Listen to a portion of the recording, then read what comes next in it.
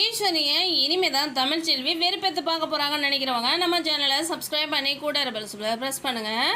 இந்த சாவித்திரியும் இந்த ஈஸ்வரியும் சேர்ந்துக்கிட்டு இந்த தமிழுக்கு நோகாமல் வேலை பார்க்குறதுக்கு இவன் அத்தனை பொருட்களையும் வாங்கிட்டு வந்து போட்டுக்கிட்டு வேஷமெல்லாம் போடுறான்ற மாதிரி பொறாமையில் ஏறிறாங்க. இன்னொரு பக்கம் இந்த விஷயத்த ராஜாங்கத்துக்கிட்ட உடனே சொல்லணும்னு நினைக்கிறாங்க.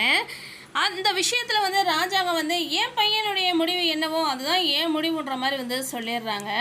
உடனே விறுவிறுனே வீட்டில் என்ன வேலைப்பாடுகள்லாம் நடக்குது, அந்த தமிழ்ச்செல்வி நோகாமல் இருக்கலாம், என்னோட பார்த்துட்டு வருவோம் மாதிரி வாங்கன்ற மாதிரி இந்த சாவித்திரி ஈஸ்வரியை கூட்டிக்கிட்டு போகுது. அங்கே பார்த்தா நம்ம தமிழ் எல்லா பொருளையும் யூஸ் பண்ணிக்கிட்டு இருக்காங்க.